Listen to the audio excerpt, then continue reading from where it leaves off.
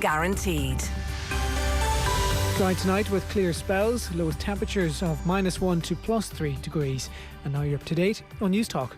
The Football Show on Off the Ball. With Paddy Power, the greatest football partnership since Shearer and Owen. I'm prepared to do anything I can to play for my country again. Do it then. What about your start to the game? It wasn't bad, was it?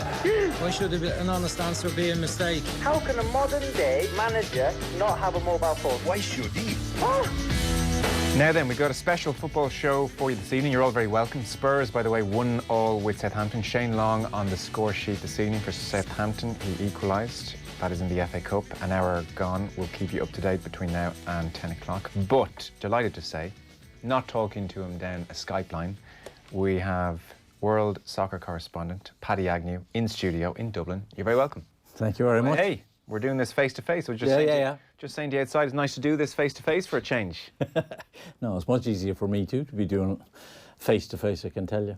We put it out to the listeners, fire through all and any questions about Serie A down the years, because there is still a real love affair with the Italian league, prompted in part by James Richardson and by the golden age of Italian football in the 80s and 90s, and people still have that residual love for Italian football and the culture. You went out there, Paddy, in 1985, am I right in saying? Correct. I know no more about that. Why did you go out there? Well, before I answer that, I apologise to anybody who's... all three of you out there have read my book, Forza Italia, because I explain this story, but let me repeat myself. At the time, myself and my girlfriend at the time, my wife now, she was running a catering business in Dublin. It was a great idea. It would have made a lot of money in Celtic Ireland, but we were a bit ahead of our time, and it didn't make any money. So she had to cut that. She had to close that down.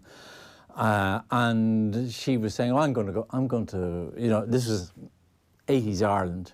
It was Ireland that had just had the abortion or the amendment referendum, and it was Ireland that was just about to reject divorce, the first referendum. So it was a different Ireland, but there wasn't work. And Dimna said, OK, I'm going back to Spain, because she had lived and worked in Spain for many years, in Barcelona essentially. And I said, well, if you're going, I'm going too. I'm not going to hang around here. I was a sports editor of the Sunday Tribune at the time, which is a great job, and was working with Vincent Brown, which was always very interesting and never a dull moment. Sure, it's a big job to leave. It was a big job to leave, and it was a lot of security. But I wanted I wanted an experience outside of Ireland. So the two of us filled the suitcase and off we headed, not knowing how it would work out. I had an idea in my head, a rough idea in my head, that having been the sports editor in the in the Sunday Tribune at the time, one of the big Irish sports stories of the time was Liam Brady, who was really a fantastic success in Italian soccer. He was a great player, as we all know, but he was a fantastic success. And you couldn't, and this was pre-internet, pre-satellite phone, pre-mobile phone. It was a different era. So if you were there on the spot, you were going to be able to come up with stuff that nobody else had. And I thought to myself, well, maybe as a freelancer I'd be able to survive on that. And then I also thought, well, of course, you know, what's Italy? I didn't know anything about Italy. I didn't speak any Italian. I'd never even been to Italy in my life. I thought, well, there's the Vatican there, isn't there? And, you know, we're all crazy about religion in this country, so maybe I could learn a thing or two about the Vatican. Northern Irish Presbyterian that I am. So they let you in, did they? They let me in, and they let me into the Vatican much more, and they still do, you know. You didn't spontaneously combust or anything? No. So I mean it was on his. Jeez, that's a whim. It was on. Well, let me just. It was even more whimsical than you think, because Dimna was a great Hispanophile, as I said. She'd lived in Spain for years. She was Irish. And she's Irish, from Clontarf. Yeah. And Dimna wanted to go back to Spain. I studied French and German at university. I was a good linguist. The first time I went to France, I was 12. My French was really very good. And I wanted to go to Paris. And she said, no, I want to go to Barcelona. I said, I want to go to Paris. I said, all right, we'll have to take a neutral ground. Let's go to Italy. Just like that. Just like.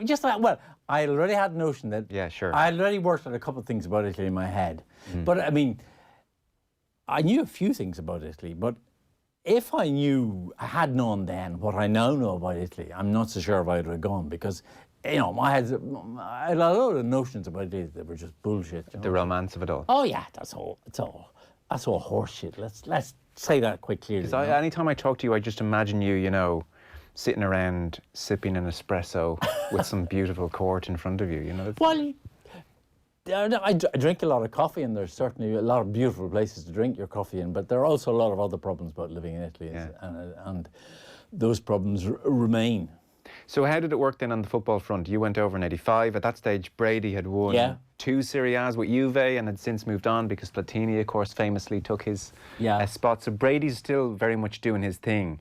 I think he was there until, what, 87? Yeah. So he did 2 years with Sampdoria and then he did 2 years with Inter. Yeah. He was with Inter by the time I arrived. Okay. And one of the first things I said to myself, because I'd met Liam before, spent a week with him in London when he was an Arsenal player at one point for McGill magazine. But one of my first intentions was to make contact with Liam and say, look, I'm here and can we keep in contact and stuff. So I had no contacts. I didn't know how to get through to him at the club. So one of the first games that was happening when I arrived there, I arrived, I say, in 85. It was, in fact, December 85. And one of the first games in January of 86 was Inter playing away to Pisa. Pisa, who are no longer Serie A side, but they were at that time. And myself and Dimna got on the train and up to Pisa we went, and I got myself credited for the game, and went, and I was hanging around at the end of the game. It was a historic game because Inter lost. Pisa beat them 1-0, first and only time in their history that Pisa have beaten Inter, and probably will never happen again. But anyway,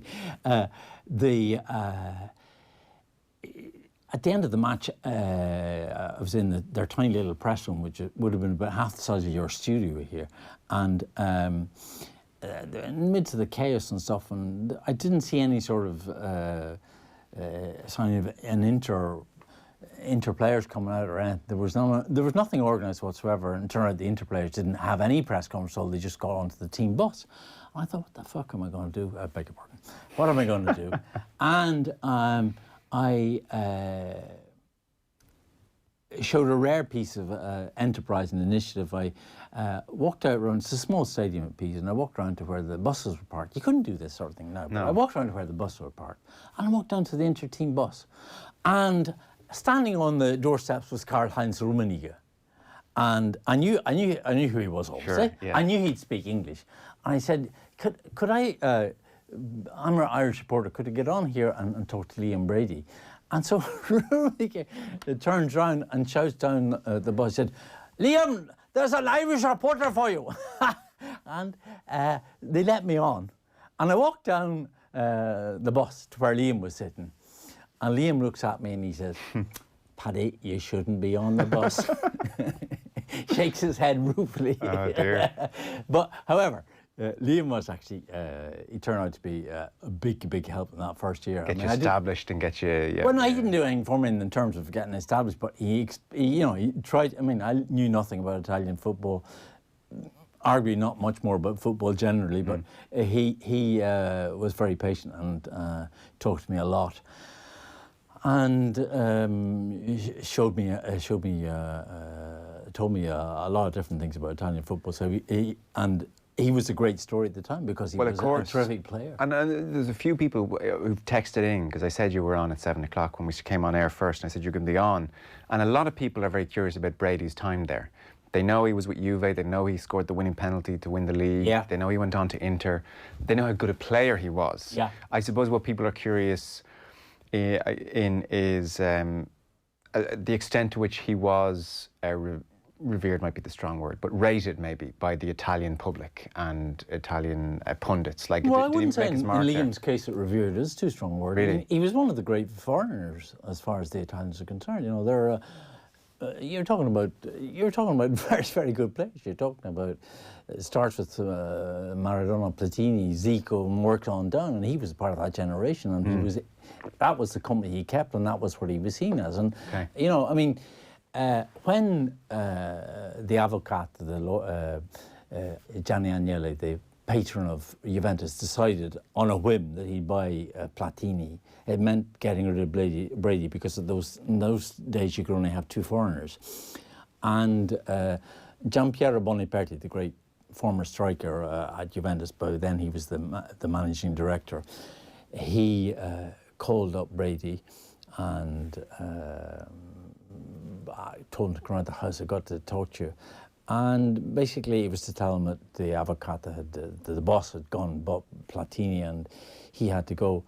And the two of them basically ended up sort of crying their eyes out because Boniperti had a huge, thought Brady was just a fantastic player. Brady was a very, very, very good player. Oh, I know.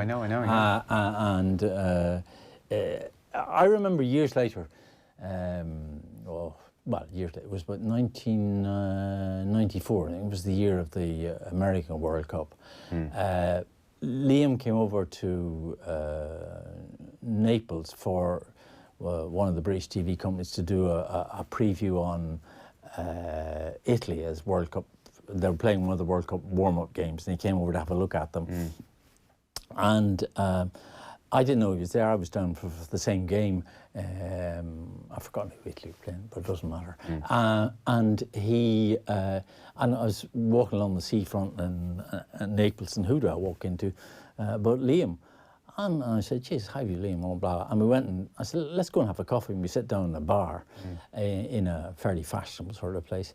And throughout we sat and chatted for an hour and a half. Throughout the hour and a half, there was just a constant series of interruptions with people coming up to me and saying, you know, Brady, grande Brady, che piacere rivederti, and all the sort of stuff. And people, you know, ma tu sei stato grandissimo, and all, you know, he was very much, Italian fans appreciated a good player, and he was one. Yeah, no doubt. So Napoli at that period.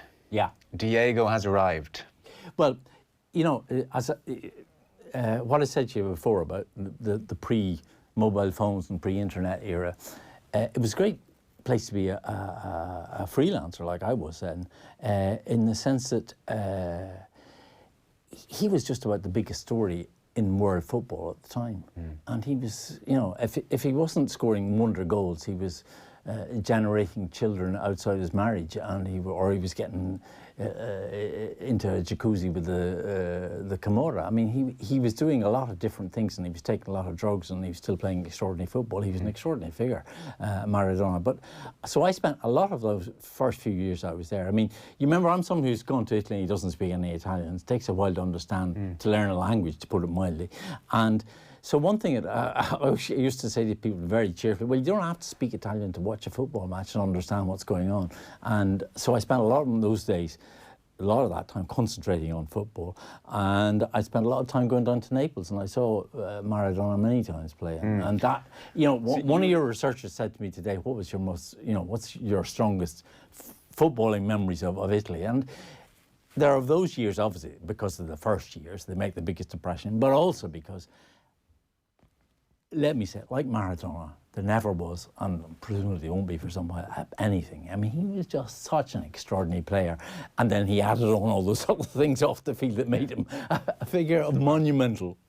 Because him and Napoli, they won their first league title in '87. Yeah, I was there the day they won that, yeah. Yeah. Have you seen the new documentary? I presume you have. No, I haven't seen that. My daughter keeps telling me to go and see it, and I haven't got around to it. Apparently it's good. It'll bring you back. The extent to which the Mafia were in control of his life really is not surprising, but is still shocking, really, in reality, when you think about it. Yeah, you know, I mean, in Forza Italia, I tell a small story about, we knew about the time, but I had a good friend called Bruno Passarella, same as the surname as the player, but no relation. And Bruno was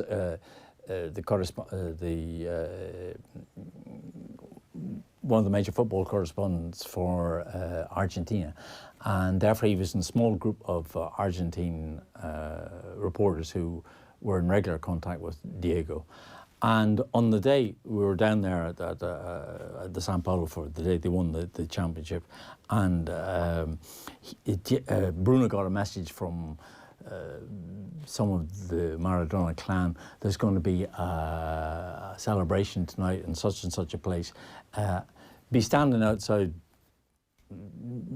gate C in the stadium at 6 o'clock, and a minibus will come along and pick you guys up. And the minibus came along, picked them up, and took them off to a place called Nola. Now, Nola is a suburb of Napoli, but it's quite some way outside the centre of Napoli. And when they got there, Bruno, who was the guy who, was a guy who'd worked for the Argentine embassy in his time, he gets out of the minibus and he looks up and he sees the things that look almost like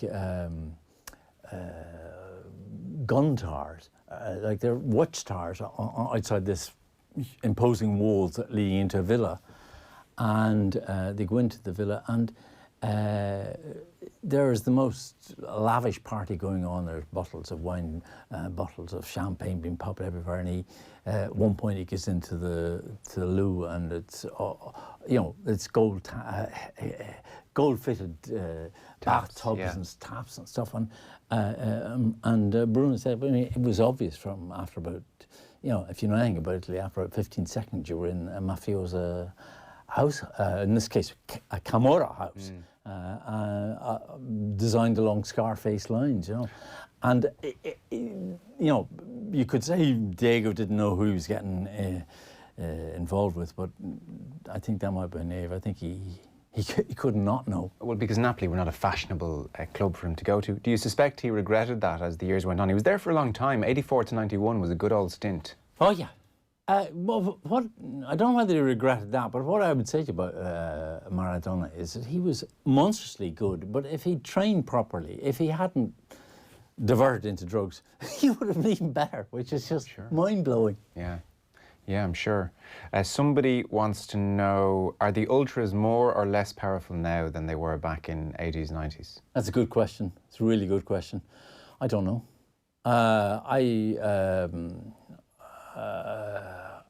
I think it's very much they're at the same level. I'd like to have people say, oh no, they've dealt with the ultra problem. Some club presidents like Lotito at Lazio has tried to fight a battle with them, and he's done better than many. But he did it at the cost of about 3 seasons where you'd have maybe 10,000 people going to a Lazio home game by way of protest. The fact that he wasn't collaborating with the ultras, giving them free tickets here and there, or giving them a say in franchises, giving them maybe helping out with them travelling to away matches, whatever things that the other club presidents do, he wasn't doing them, and they waged a battle, they waged a war against him, and I think they lost that war to some extent.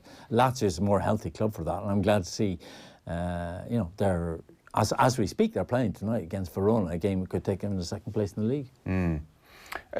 Sunday was the football day, wasn't it? In those days, yeah. Has that eroded now? The way kickoff times have just changed anyway. But it was Sunday. Oh, absolutely. So Sunday. So what was the deal there? Go to mass in the morning and then football. Is that how they worked it, or why Sunday? No, just go to football, I'd say. Yeah, well. No, I mean, Italy's how to put it? It's 95% Catholic country, but it's 95% nominally Catholic country. How many committed, genuine Catholics there are remains to be seen. Yes, okay. And these days, the Sunday thing has frittered away. It's gone entirely. In those days, it was extraordinary. My memories of the first Sundays in Italy was of Italian men with little transistor radios, nervously stumping up and down the pavements at 3 o'clock on Sunday afternoon as waiting for the kick-off at Serie A, because every match was played at 3 o'clock, and there was no live TV, so the only way you could get it was through listening to Tutti il calcio minuto per minuto, all the football minute by minute, which was still exists and is a very, very good radio program that follows all the matches all the time. So, the guys commentating the Juventus Milan game, then all of a sudden the guy who's doing the commentary on Lazio breaks in, and Chinaglia just scored a goal, that sort of. Okay. And the entire Italy would listen to matches and it would listen to the entire Serie A program that way. Fantastic. Yeah, well. Was it in the 90s it changed and TV started coming in? Yeah. Is there any Serie A free to air now across Italy? Free to air? No. It's gone. No, it's all on paywall. It's all paywall. Sky Italia essentially have another thing called DAZN. So who do a fantastic job. Sky Italia are very good, but you don't get it for free. And who are the main pundits on TV now? Who's the Gary Neville of Italian football right now? The Sky Italia have the best punditry, and they have people like Billy Costacurta, former Milan player, Fabio Capello. Is Capello good? Capello's fantastic. What kind of pundit is he? Oh, he's really tough. And he calls it exactly as it is. Yeah, because he had a clash recently with Mancini, didn't he? He did, yeah. He's had clash with various people. He's not unpleasant, and he's not looking for a fight, but he calls it really well. And, you know, I mean, I was watching him. He was in the studio and he was asking Maurizio Sarri questions about Juventus' performance. And what was really interesting about it was the sound language, in the sense that Sarri was quite pleased to be talking to Capello, and very different, you know, very respectful and deferential to Capello. Even though, you know, normally the pundit is saying, well, what do you say, you know, but it was the other way around with Capello. And we all associate Italian football obviously with a real tactical nous and a tactical focus. Is that represented in how they talk about the game? Yes. and how the game is televised? Is it about the tactics? And Well, and, if yeah, you all have that stuff? if you have a you know, I watch a lot of the chats after games, and if you have people like Costacurta, Del Piero, Cambiasso, Capello talking about a game, I mean, it is mind-blowing what they say. And it's all about, you know, he had two guys there in central defence when he should have moved one wide. You know, they're just pointing out things that, you know, the average punter, certainly me, you know, wouldn't necessarily arrive at. In terms of the support around the country, who's the most supported team? Juventus. So would there be a big contingent of Juventus fans pretty much right across the country? Yes, there is. That's a good question, because they're possibly the only team to whom that applies. Okay. No matter where you go, you're going to find Juventus supporters. I mean, at the I was at the Roma Juventus game in December. Juventus won 2-1, and one of the things that was unusual is that, you know, there were Juventus fans all over the ground. You know, the visiting fans are normally in one corner, small corner at the Olimpico of the stadium, but they were all over the place because there are Juventus fans in every city. Yeah. Okay. In terms of access, then, like, that's an extraordinary story that you're managing to blag your way onto a bus, an Inter Milan bus as well. Yeah. So you couldn't do that. No. Well, I'm sure you couldn't. Like, through the late 80s, you know, the great Milan team, you've got Maradona there. Like, how much access did you get? You're not getting into dressing rooms, are you? Well, the first year I got into the dressing room after Roma Juventus came, and found myself sitting beside Platini. Smoking a cigarette, by the way. Because Platini was a smoker. But he kept it very quiet. He was very clever, and you don't see many photographs of him smoking, but he used to smoke a cigarette. But you could walk into the dressing room and you could talk to him, or you could try to talk to him. I presume Platini, if you were asking him a question, he'd be saying, "Get out of my face, go away." Yeah. He was, but in a very elegant, nice way. I liked Platini, and I loved him as a player. I thought he was a wonderful player. Who were the good characters for talking to you in the dressing room after games? Were there any that you got to know? Well, you didn't. To be honest, no, you didn't get into the dressing room that often. You know, one guy who I talked to a bit in those days, well, you know, apart from Brady, I mean, I was speaking to the English language players. Do you remember Ray Wilkins, Butch Wilkins? Oh, of course. Sadly, passed away recently. Died quite recently, yeah. I always thought he seemed like a lovely man on television. He's a very nice man. Yeah. And he played for AC Milan.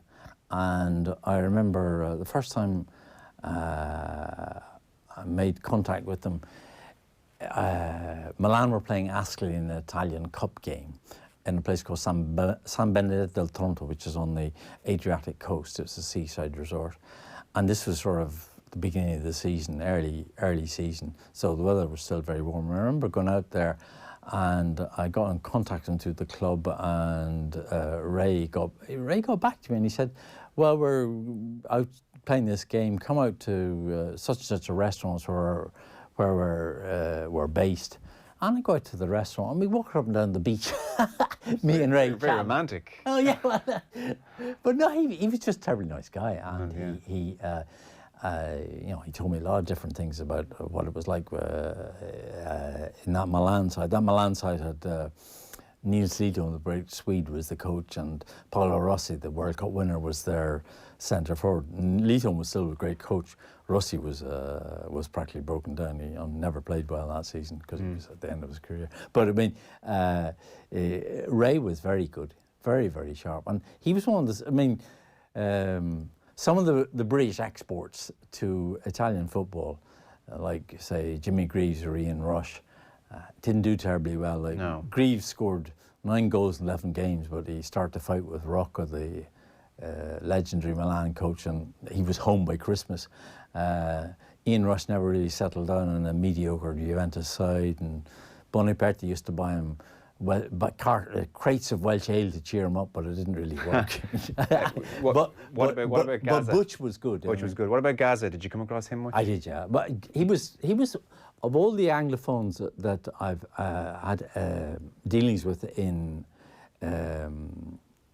Italian soccer, he was the only one who, for me, was a complete disaster. I mean, he wasn't a disaster as a player, but I could make no contact. I couldn't communicate with him at all. I could never, you know, he just didn't want. He didn't want. He was he had such a bad relationship with the British media, which was not by any means all his fault. No, yeah. In fact, I would tend to say it was practically all the British media's fault, and particularly the tabloids.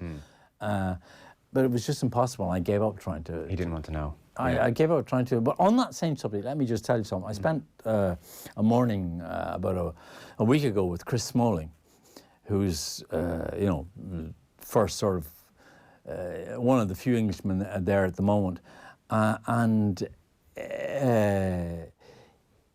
he's a very interesting guy in the sense that he's somebody who's trying to adapt, and adapting successfully, trying to learn Italian, and a lot of interesting things to say about Italian football. But you know, he bucks that trend of Englishmen who didn't integrate. The person who integrated best of all the Anglophones was our own Brady. Yeah, Brady was very, very well. I mean, you know, he stayed 7 seasons. 7 seasons as a foreigner in those days was unheard of. And his Italian was good. His Italian was good. Yeah. Is good. Still is good. What's Smalling saying about Italian football?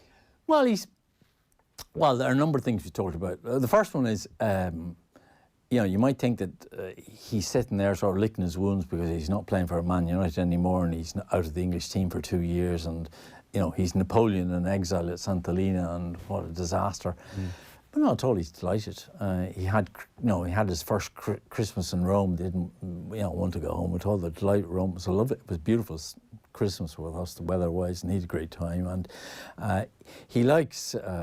He settled down remarkably, it seems to me. He's working hard at learning Italian. He's got, you know, a teacher teaching him Italian. And what he said, I said to him, you decided, you know, this move came very quickly. He said, yeah, you know. Solskjaer called him in one morning at United and said, look, there's been an offer for you from Rome, and the club are interested. Do you want it? And he said, next morning I was in Rome talking to Paulo Fonseca, the Portuguese coach of Roma, and he said it was done and dusted in 48 hours, which is pretty quick by transfer standards. A transfer well, it wasn't a transfer, it's a loan, but a 3 million, it was still pretty quick. And I said, well, how come you decide so quickly? And he said, well, you know, I'm 30 now. How many more offers like this are going to come along, essentially? And I didn't want to be in a situation where I spent the rest of my life regretting I didn't take that opportunity. And I'm delighted I have done. And he's playing very well. Yeah, but then he was also a very interesting guy to talk to, because he's been involved. He's come across the great problem of racism in Italian football very early on in his experience there. Because do you remember there was a major row? Was November when Roma were playing an away game against Inter Milan. Black Friday. The Corriere dello Sport had the brainwave of an idea of putting that headline on. And I asked him about that, and I said, did you find that offensive and insulting? And he said, you just look at it and you think, you know, why come, you know, mainstream publication actually even can have that as a headline. And I said, yeah, and then what about the three monkeys that the Italian Federation wanted to use 2 weeks later as a campaign against racism, and a piece of complete and utter stupidity. And he said, well, you know, when I saw that, I couldn't believe that was for real. I couldn't believe it was for real. I mean, after all the fuss had been about Black Friday, they're going to do that. I mean, and then he said, but you know what? I mean, you're disappointed, and I'm disappointed by that. But then I think this is just about, at the end of the day, it's a question of education. Well, we spoke around that time, and I got to go to a quick ad break here. I knew time would be against us in this chat, but you made a very interesting observation, which was picked up in the Telegraph, actually, a piece somebody had written, and we talked about it one evening here. And it was that effectively Italy has been a net exporter of people for a very long time. Yeah. And that really, they're only at the beginning of dealing with faces that don't look like their own in relative terms. I don't know when we're talking about here, maybe even the 90s, a bit beyond. 90s, yeah. Beyond, I suppose. I mean, you've got the Ruud Hullets of the world and players like that. Yeah, but you're talking about mainstream society. You're talking about, we're talking about mid-80s anyway. Mid-80s, okay. Okay.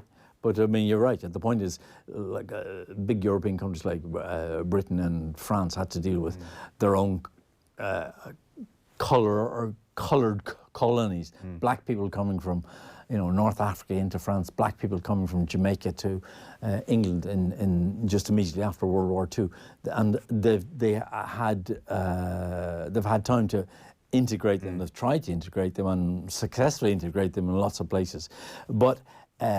Italians haven't, even today, they're a long way behind on this particular... You said even today, the jobs that can and can't be done by people of non-white people it's almost regimented, like with taxi drivers. Yeah, that's why I was saying that. I mean, bus drivers, taxi drivers, bank clerks, you know, essentially as far as a certain Italian mentality is concerned, black people are good for harvesting the oranges and the grapes. They're good for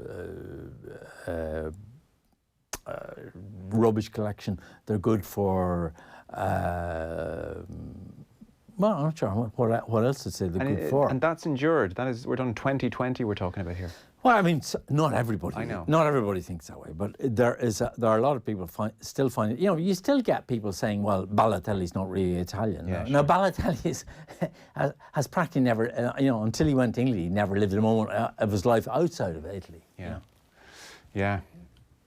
We'll take a short break. We're back with Paddy Agnew. Get your texts in, and we'll talk more Serie A in just a second. This is OTB Sports Radio. Brian O'Driscoll will join us live in studio this Thursday from 3 o'clock. He'll be looking back at the laboured victory over Scotland in the Six Nations opener and what can we expect from Saturday's game against Wales. That's Brian O'Driscoll this Thursday live in studio from 3. Hear it first on OTB Sports Radio, live 24/7 on the Go Loud app. Football on Off the Ball. With Paddy Power, the greatest football partnership since Juff and Heskey. Promises and predictions. Debates and debacles. Surges and spirals. The campaign may have been short, but it wasn't short of drama. And now, it's over to you. This weekend, Newstalk has your dream ticket for complete coverage of election 2020. Shane Coleman, Kieran Cuddihy, Susan Keogh, Ivan Yates, Pat Kenny, Andrea Gilligan, Jonathan Healy and Gavin Riley will be live with the results from count centres across the country, along with real-time reaction and expert analysis. Starting at 10 p.m. on Saturday night and continuing right throughout Sunday. Election 2020 on Newstalk. On air, on social and on newstalk.com. The voice of the voter. Have a great evening with itsforwomen.ie. Great value car insurance on the web, on demand, on the go. Itsforwomen.ie. It's always on hand. It's always online. Sheila from Dublin writes, I first set eyes on you when my brother brought you home. I wanted you. I didn't care what he'd say. He left the room. We couldn't stop ourselves. Simply divine. Apart from the gherkins. Your 2 juicy patties, crisp lettuce, onions, cheese and Big Mac sauce. Utter perfection. Good news, Sheila. You can now spend even longer with the taste you love with the Grand Big Mac. But only until the 24th of March, because nothing lasts forever. Every bumpy road, every bit of weather, every school run, every moment of reflection, every... It's rush hour on a Friday. What did you expect? Little disagreement, every tight squeeze, everything about a Skoda is made for Ireland. Home sweet home. Maybe it's in the middle of town or the middle of nowhere, or maybe you haven't found your home just yet. That's why our Bank of Ireland mortgage specialists cover the length and breadth of Ireland to meet you at a time that suits you best. Meet us in branch, in a coffee shop, or even in the little slice of country you call home to chat about your personal mortgage plans. Anywhere, anytime. Bank of Ireland. Begin. Lending criteria and terms and conditions apply. Security and insurance required. Over 18s only. Bank of Ireland Mortgage Bank, trading as Bank of Ireland Mortgages, is regulated by the Central Bank of Ireland. Come the day and come the hour. The time has come to get behind your team. Be part of all the Six Nations at D2, the home of sport. Watch all the games with action as epic as our 20-foot monster screen. Soak up the atmosphere with tempting matchday specials. Then keep the buzz going with music through the night. This Saturday, see Ireland take on Wales. So why not give it your all? Answering Ireland's call. For reservations, email info@d2.ie. D2, the home of sports. At Electric Ireland, we offer everyone a discount rate that doesn't disappear after 1 year. So join over 1 million homes already with us, because we're brighter together. Join us at electricireland.ie. EAB €1,728. Average consumption, urban 24-hour discounted unit rate. Standing charge, PSO levy and carbon tax. Residential, dual fuel, direct debit and online billing. T's and C's apply. See electricireland.ie/EAB. Rates at 25th of December 2019, subject to change. Off the ball. This is News Talk. Now, welcome back. We're in studio with Paddy Agnew, who's usually joining us from Italy, so it's great to have him here. Lots of texts coming in. Paddy's a hidden gem of knowledge. I love listening to him talk about Italian football, says Adele. So you've got one fan out there at least. Well, that's a start. Colin wants to know, is it easy to buy tickets for matches generally? It's got a lot easier, and most of the clubs, I mean, I don't buy tickets for matches very often, but when people ask me to, it's for Roma games because they're coming and staying with me, they're going to a game, and you can buy tickets for the Roma and Lazio games without any difficulty on the web, or at least I've managed to do it so far. Please ask Paddy, why has Italian football plummeted from space-age stadia in Italia 90 and what was then the top league in the world to the depths we've seen? Money for a start. Yeah, I mean, it's not just money, it's mismanagement. They were, your listeners are absolutely right to say they were at the top of the world game, but it was mismanaged, badly mismanaged. And one of the things they didn't get right was stadia. They didn't work out, they need to get the stadiums sorted out. And they got overtaken by the technological, the IT technological revolution. Didn't move fast enough in relation to satellite TV coverage, and the Premiership very quickly did it much better. And as soon as the Premiership starts to do it better, it becomes more successful. It attracts it has more money, it pays people more money, and all the best players go there instead of going to Italy as they once did. I should mention Daniel Maldini, 35 years after his father, Paolo. Yeah, played for Milan, made his debut at 18 years of age, debut for Milan, and 66 years after Cesare Maldini. Father, that's right, yeah. So 3 generations of Maldinis playing for Milan is quite incredible. Yeah. I don't know the kid, but I know both his father and his grandfather. I talked to both of them a lot over the years. Paolo was a wonderful player. He's a very handsome man as well. A very handsome, very good-looking lad. Let me tell you about that. On the build-up to 1990, Italia 90, the Irish team trained at a training camp in Malta. And some of us, in those days I was with the Irish team, and I went out to... From Rome, I went across to Malta to join the Irish team and watch them there for their 2 weeks of training, or whatever it was. And I remember one night we're sitting in the bar with Jack, And he didn't sit in the bar with well, certainly not with me very often, but he was there that night and he was chatting away. And somebody said to him, how do you rate their left back, the Maldini fella? And Jack said, ooh, is he the pretty fella? Because but Jack said, oh, he's good. Sure was. No, Jack knew a good footballer when he saw one. And Maldini was a wonderful player. He was a wonderful player. But at one point in my travails, I had a job. I used to do interviews for ESPN. And one of the guys I was often asked to interview was Paolo. Right. And so I got used to him, and he was just one of nature's gentlemen, and a guy, but also a guy, you know, who would think a lot, and you know, he just wouldn't give you a cliched answer. He'd try to answer your intelligent. Questions. He was intelligent, and his father Cesare was a terribly nice man too. Not as good a player as Paolo, frankly, but a good coach too. A bit old-fashioned in his ways, but you know, I can imagine that you know, around the Maldini Sunday dinner table, the talk was of football and little else. Yeah. So now, Daniel, no pressure at 18 years of age to follow in Paolo's footsteps. Goodness me. Is he meant to be good? What's the word on him? I don't know, to be honest. I haven't seen him, so I wouldn't. I wanted to ask you, so someone's asking, and it'll segue into the point I wanted to bring up as well and get your thoughts on, your favourite team of the 90s in Italian football wonders Niall and Stoney Batter, because his favourite were the Parma side, who were great to watch. Parma side were great. They're not a bad choice.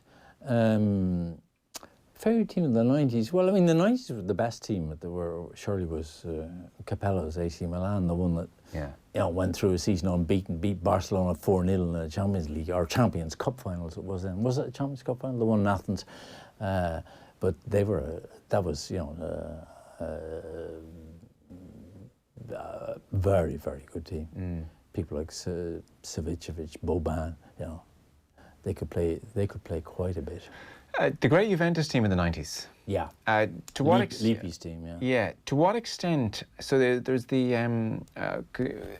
the accusations of something untoward going on when it comes to doping have been thrown at that team, and famously the club doctor Riccardo Agricola was given a suspended prison sentence for providing performance-enhancing drugs, specifically EPO, to the players. He was then acquitted on appeal the following year. And there was plenty of damning testimony, like one of the expert witnesses, a doctor at the trial, said, the variability I saw in the data could not be considered normal. He talked about hemoglobin levels in red blood cells that could only be explained by blood transfusions or by the use of EPO, was his opinion. Juventus have denied this right through the years. To what extent has that hung over Juventus, or has that been kind of brushed aside? And it's been completely forgotten. Completely forgotten, right. Okay. I mean, Paddy Agnew wrote a chapter about it in Forza Italia, but it's still got forgotten. Yeah. I mean, what you know, there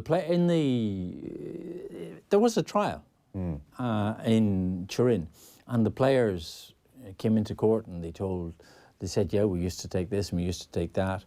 We took whatever the club doctor told us as we thought it was. Didn't ask questions. Didn't ask questions. But the accusation was that they were being given a lot of EPO, and also they were being given a type of medicine which would be required from somebody recovering from serious brain surgery. And why would you give that to footballers? Had any of them had brain surgery? No, not that, as far as we know, no. And so there was a suspicion that you know, Juventus were using all sorts of substances of a supplemental nature that maybe they overuse. Yeah. However, I would say one thing about it. I would ask you, were Juventus the only team doing that at that point? I suspect not. I strongly suspect not in not just Italian football, but particularly in Italian football. Are there ongoing suspicions that has continued in Italian football, or that it's cleaned up its act? If you don't know, you don't know. Is the Yeah, you don't know. Obviously, I don't know, but I don't think it is. I don't think that. I think the use of EPO, for example, has been cleaned up a lot. Yeah, it's much more carefully controlled. Somebody wants to know what's happening with Roma's new stadium plans. Yeah, that's a good question. What's going on here? Well, you know, was it 4 years ago I went to a press conference with James Pallotta, the American owner or the American head of the consortium that owns Roma at the moment, right? Which is selling Roma at the moment to another American called Friedkin. But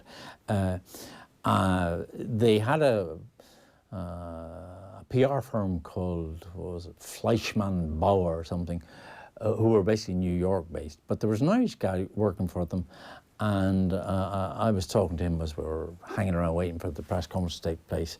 And he said to me, well, Paddy, you know Italy, so what do you think? What chance of we get this stadium up and running? I said, well, you know, Jimmy or whatever his name was, this is about the 6th time I've been to a press conference with Roma or you know, with outlining their plans for a new stadium.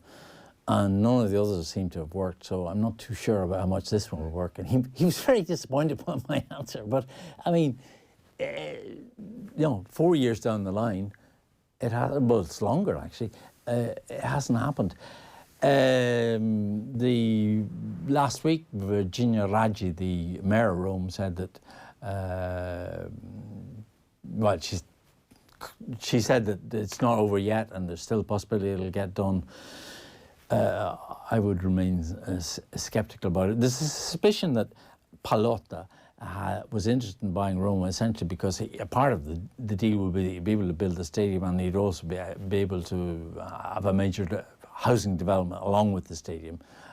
Now he wants to sell the club, and many of us think that the reason that he wants to sell the club is because he's been stolen this building, and he hasn't. And there's no question of him being allowed to do any non-sports building. Right. To what extent is the game still very much the game in Italy? Its popularity has endured, I presume. Are there other sports that it's now competing with in a bigger way than previously? No, it doesn't compete with anything. It's football first and everything else is second. Other sports do better now than they did before. I mean, sports like cycling, Formula One, basketball, tennis, all are very much followed, but nothing comes near football. Nothing comes near football. I mean, you know, I've been in an Italian TV. I remember the night that Ireland beat Italy. I was in Rai 1, and in Rai 94. Yeah, I was in the studio guest, and we had an audience of 22 million. Oh God! No, I mean football. Football is serious business, Nick. Serious business. Lazio and Verona drew 0-0, by the way. So Juventus stay 54 points, Inter 51 and Lazio. No, that's a pity for Lazio. I'd like to have seen them win tonight because that would have... Is Juve's dominance not getting a bit boring for everybody, no? I think it is for a lot of people, but not for the Juventus fans. No, I'm sure. So, listen, it's been great having you in. I guess you're back to Italy very shortly and covering the football amongst other things. So we have the Milan derby this weekend. Oh, do you? Okay. Yeah. San Siro is, what's the story there?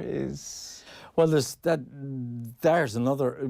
The Italian football is catching up slowly but surely with the whole problem of their stadia, and because Juve have done a great job. They've done a great job. Yeah. It is an absolute state-of-the-art stadium. It's a great one.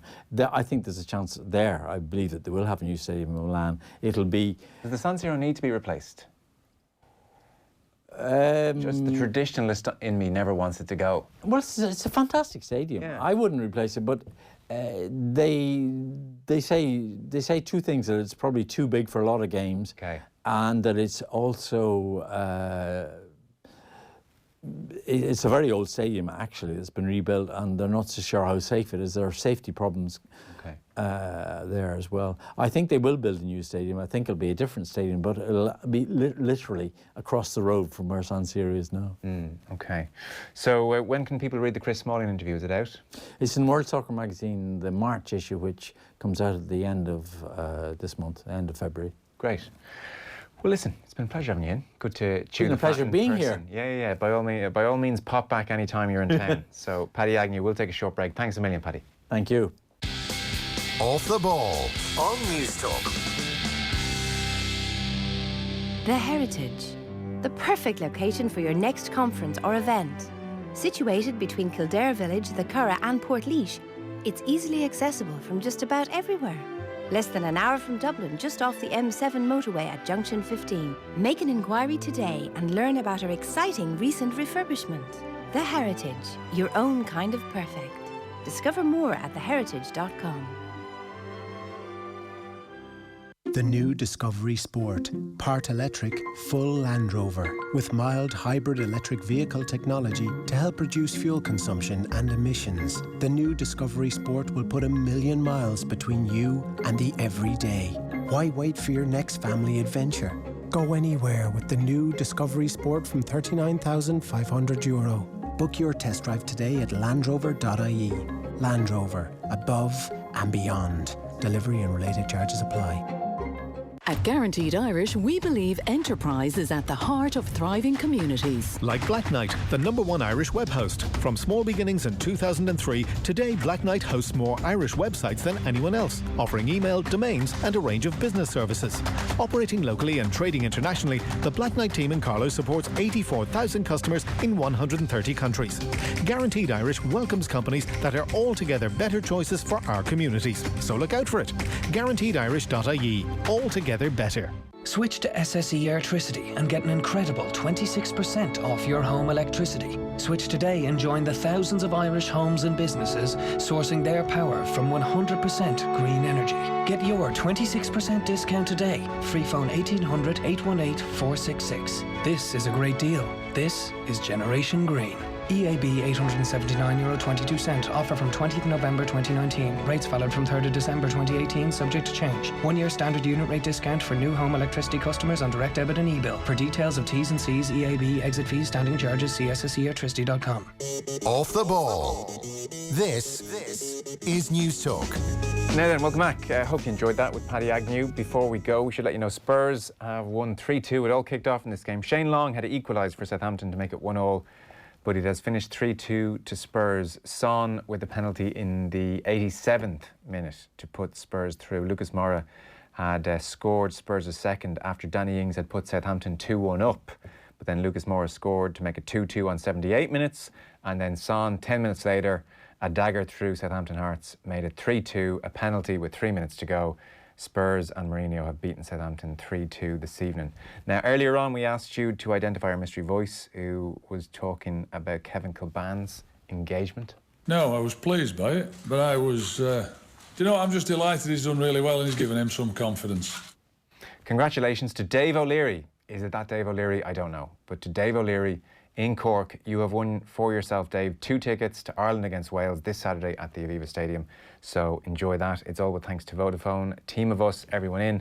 Don't forget tomorrow, OTBAM, our daily sports breakfast show, is back at the usual time of 7:30. You can get it all on our social channels. You can listen on OTB Sports Radio via the Go Loud app. And then tomorrow night, we're back in the wireless, 7 o'clock, and we will have John Giles, we will have Brian O'Driscoll, and we'll have more besides. So do join us then. Tom Dunn is on the way next. Good luck.